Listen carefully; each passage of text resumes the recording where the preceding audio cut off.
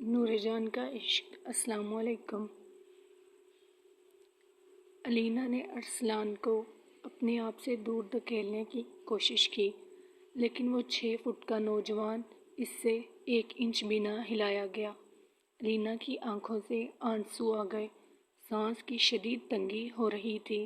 اپنے منہ سے خون کا ذائقہ محسوس کر کے ارسلان علینا سے دور ہٹا اور اس کی آنکھوں میں آنسو دیکھ کر تڑپ ہی تو گیا تھا۔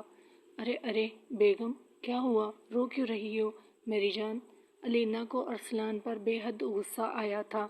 اس کے لیے یہ سب کچھ بہت عجیب تھا، اور جس طرح اچانک اس کی شادی ہوئی اور پھر ارسلان کا یوں اس کے قریب آنا علینا کے لیے بہت حیران کن تھا۔ آپ گندے ہو، ہٹو پیچھے۔ علینا نے روتے ہوئے ارسلان کو پیچھے دھکیلنے کی کوشش کی۔ ارے میری جان، اس میں گندا ہونے والی کون سی بات ہے؟ یہ تو میں آپ سے پیار کر رہا تھا۔ ہٹیں، اس سے پیار کرنا کہتے ہیں؟ ہٹیں، بس آپ مجھ سے دور ہو جائیں۔ علینا کو اس وقت ارسلان پر شدید غصہ آ رہا تھا۔ ارسلان پہلے بھی علینا کے گھر آتا رہتا تھا، مگر یہ رشتہ بدلنا اور پھر ارسلان کا اس کے قریب آنا سب کچھ بہت عجیب تھا۔ جبکہ علینا کے فادر ارسلان کا علینا میں انٹرسٹڈ ہونا سب دیکھتے تھے، اس لیے انہوں نے اپنے آخری وقت میں ارسلان کو علینا کے لیے چنا، کیونکہ وہ جانتے تھے ہم جس سے محبت کرتے ہیں اسے کبھی کوئی تکلیف نہیں پہنچا سکتے۔ ارسلان تھوڑا سا پیچھے ہوا اور علینا وہاں سے بھاگ گئی اور اپنے کمرے میں دروازہ زور سے بند کر کے دروازے کے ساتھ لگ کر اپنا سانس بحال کرنے لگی۔ علینا کی سانس اکھڑی ہوئی تھی اور دل یوں تھا جیسے دھڑکنیں توڑ کر باہر آ جائے گا۔ فیس بھی بے حد ریڈ تھا، جیسے سارے جسم کا خون چہرے پر ہی اکٹھا ہو گیا ہو۔ ارسلان اپنے بالوں میں ہاتھ پھیرتا ہوا باہر نکل گیا۔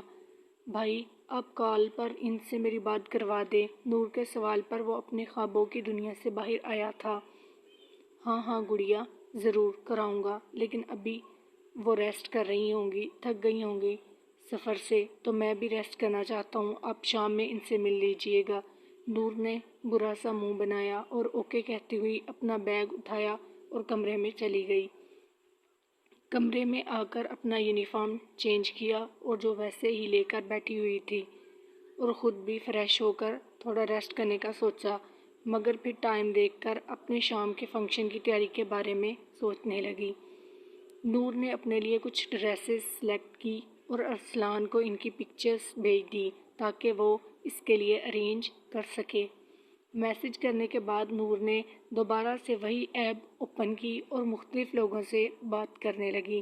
نور نے بہت سارے دوست بنائے، لیکن ان سب میں سے جو ایک شخص اسے اٹریکٹ کیا، اس کا نام ایان تھا۔ نور کو ایان کافی اچھا مختلف قسم کا لگا۔ وہ اس سے بہت اچھے سے، بہت پیار سے بات کر رہا تھا۔ نور کو بالکل وہ ارسلان کی طرح ہی لگا۔ نور ایان سے کافی دیر بات کرتی رہی۔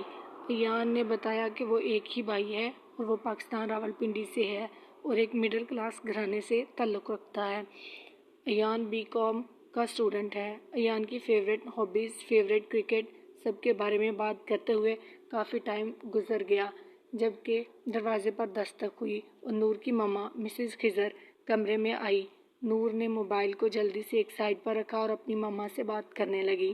مسز خضر نے نور کو بتایا کہ اس کی ڈریسز آ چکی ہیں اور نور اور اپنی شاپنگ بھی دیکھ لے تاکہ کسی چیز کی کمی نہ رہے تو وہ اسے بھی ارینج کر لے، کمی ہے تو وہ اسے بھی ارینج کر لی جائے۔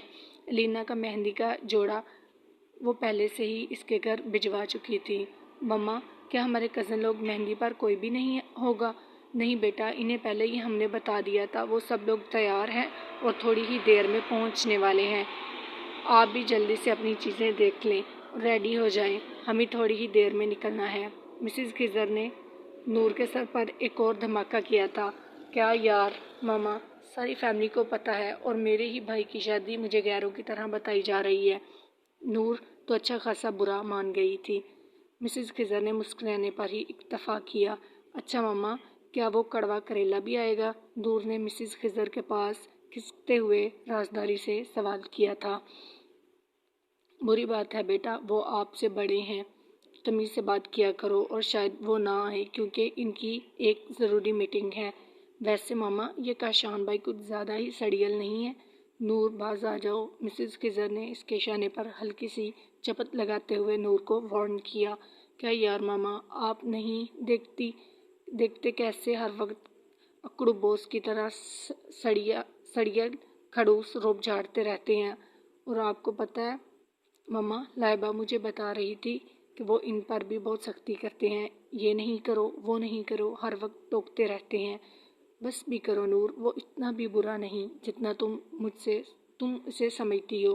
ماشاءاللہ سے بہت پیارا بچہ ہے۔ تم نہیں جانتی اس نے کیسے بھائی صاحب کے بغیر اپنے بزنس کو دن رات محنت کر کے بلندیوں تک پہنچایا ہے۔ کاشان مسز خضر کے بھائی کا بیٹا تھا۔ ان کے بھائی کی ڈیتھ کاشان جب 6 سال کا تھا تب ہو گئی تھی۔ مسز خضر کی بھابھی نے اکیلے ہی کاشان کی پرورش کی تھی۔ کاشان کے بابا کا ایک بزنس تھا جو مسز خضر کی بھابھی نے ان کی ڈیتھ کے بعد سنبھالا تھا۔ کاشان بھی اپنی ماما کے ساتھ آفس میں جاتا تھا، اس لیے اسے کافی دلچسپی ہو گئی تھی، اور اب تو وہ اکیلا ہی اپنے بزنس کو بہت بلندیوں تک لے جا چکا تھا۔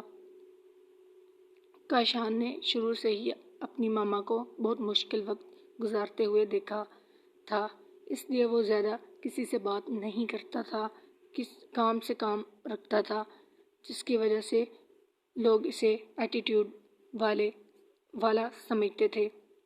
انہی میں سے ایک نور تھی جو کاشان سے بہت دور بھاگتی تھی، یہ جانے بغیر کہ کوئی اس کے لیے دن رات اپنے اللہ سے دعا کرتا ہے۔